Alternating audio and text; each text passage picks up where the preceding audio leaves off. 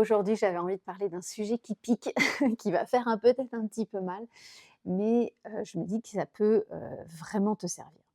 J'ai souvent comme objection, quand j'échange avec, des femmes qui veulent se reconvertir comme décoratrices d'intérieur: «Oui, mais moi j'ai pas les moyens financiers. J'ai pas les moyens de me payer, une formation, un accompagnement, ou alors j'ai pas les moyens de financer mon site internet, des outils et cetera». Heu, donc voilà, je sais que ça va piquer et je vais venir un petit peu te challenger probablement au niveau mindset, mais je pense que ça va être hyper bénéfique, si tu es OK pour entendre tout ça.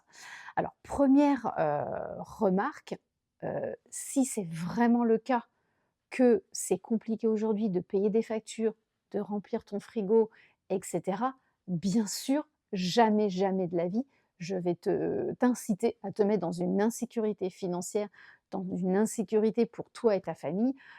Évidemment, on pense d'abord à soi, on pense, aux nôtres, on pense aux choses prioritaires dans la vie, qui est évidemment de manger, de payer ses factures, de mettre de l'essence dans notre voiture, de subvenir aux besoins de nos enfants et de nous-mêmes. Donc, bien sûr, si c'est ton cas, je pense que vraiment 1000 respects pour tout ça et jamais je t'inciterai à, dépenser de l'argent, qui viendrait te mettre à mal. Donc ça, c'est sûr. Par contre, si c'est ta situation, qu'aujourd'hui c'est vraiment très, très challengeant, financièrement pour toi, bah, peut-être que c'est aussi la réflexion nécessaire que l'entrepreneuriat et donc être décoratrice d'intérieur n'est peut-être pas fait pour toi.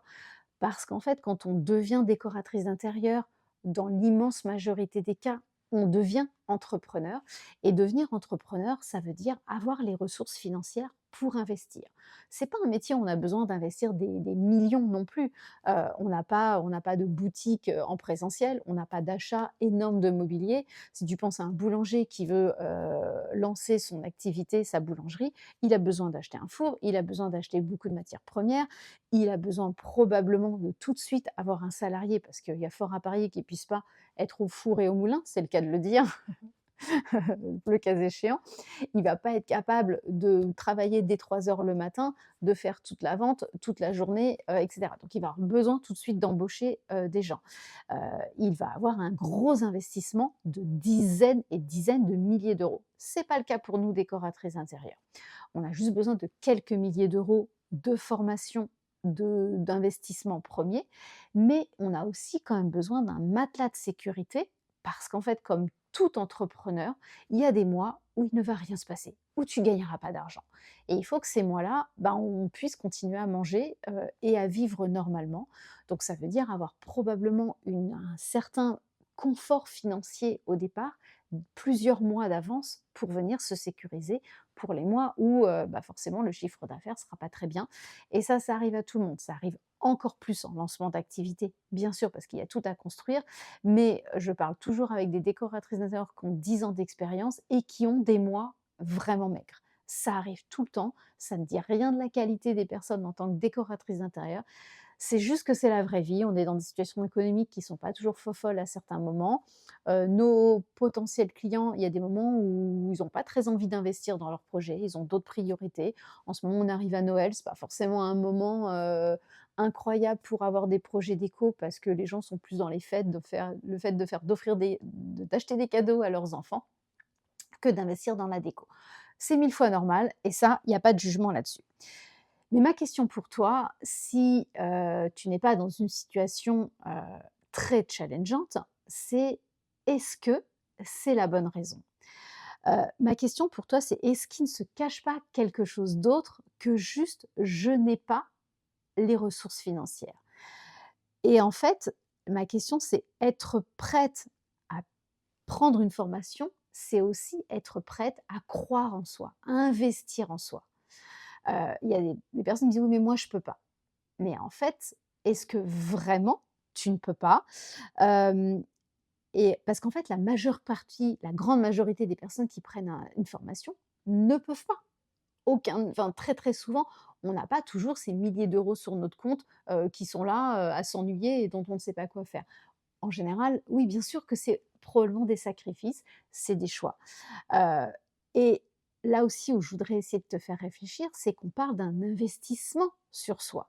D'où cette question: «Est-ce que je crois suffisamment en moi pour être prête à investir en moi?» Parce que si c'était pas un investissement, ça serait juste une dépense, comme tu vas, dépenser pour aller acheter du pain, pour, t'acheter un pull ou quelque chose comme ça. À partir du moment où c'est un investissement, en général, on n'a pas forcément les ressources. Si tu veux investir dans l'immobilier, si tu veux t'acheter une maison, bah, tu n'as pas les moyens de t'acheter cash cette maison. Alors, en tout cas, enfin, ou si c'est le cas, top, mais en général, on n'a pas les moyens. On vient chercher de l'argent, on vient faire un prêt, on vient hem, se poser la question: «Comment je vais financer ce bien?» Pareil pour une voiture. Très, très fréquemment, on n'a pas l'argent cash sur notre compte qui attend pour payer notre voiture et pourtant, en général, on a tous une voiture, on réussit à obtenir une voiture d'une façon ou d'une autre. Donc en fait, c'est vraiment ça ma réflexion, de vraiment le reconsidérer comme un investissement, à même titre qu'une voiture ou un bien immobilier et non pas juste une dépense, comme, aller acheter du pain. Là, ce que j'aime bien, titiller aussi certaines personnes, c'est un petit peu trash quelque part.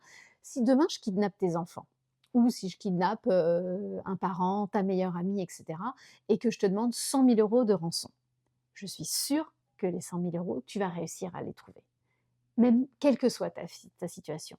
Parce que c'est tellement important, tellement essentiel pour toi de sauver tes enfants ou une personne que tu aimes profondément, que tu vas réussir à trouver les ressources.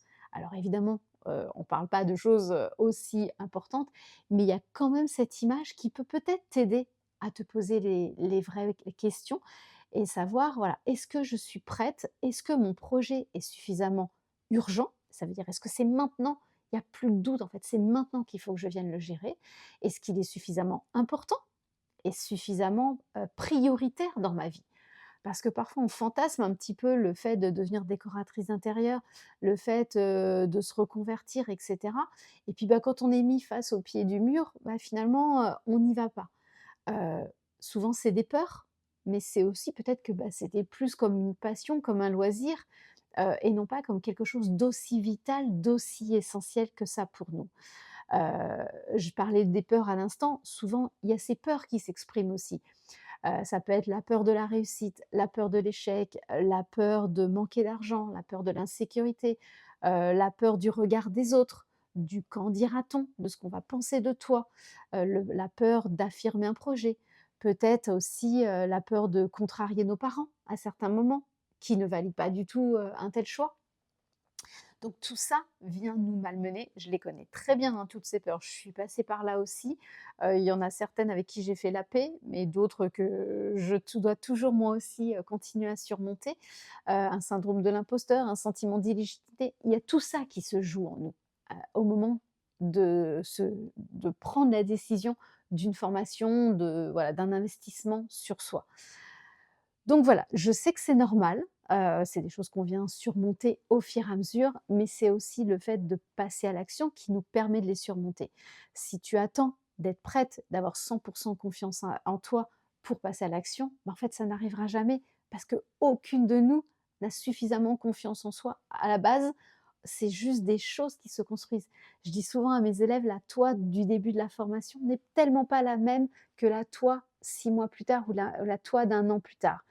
Donc en fait, tu vas aussi découvrir que tu vas grandir grâce à cette reconversion, grâce à ce projet en toi.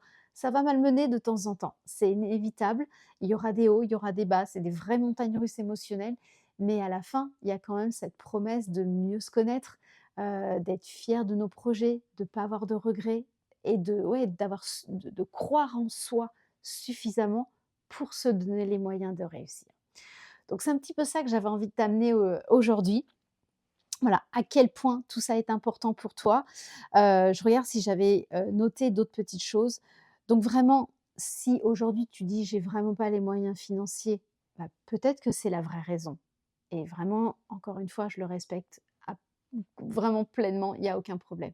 Mais peut-être que c'est pas complètement la vraie raison et là, je t'invite à vraiment aller explorer ça un peu plus profondément, voir comment tu peux surmonter certaines peurs. Je peux, vraiment, t'aider le plus possible là-dessus, on peut échanger. Donc n'hésite pas à prendre un appel avec moi. Je serais ravie de venir essayer de mettre le doigt sur ce qui bloque pour de vrai. Est-ce que c'est vraiment l'argent? Et auquel cas on s'arrête là. Ou est-ce que c'est d'autres enjeux, plus mindset, plus émotionnels? Et là, bah, peut-être que c'est des ressources nécessaires dont tu as besoin pour venir, te faire prendre confiance en toi. Et puis encore une fois, souvent on a toute peur, hein. Encore une fois, moi la première, mais l'idée c'est j'y vais avec la peur, main dans la main comme partenaire. Mais j'y vais. Et en fait, bah, la peur, on vient la faire taire au fur et à mesure. On construit le projet au fur et à mesure. C'est exactement ce qu'on fait nous, de vous aider à tout moment, à surmonter tout ça. Donc voilà, si tu as envie d'en parler, à ta disposition. À très vite.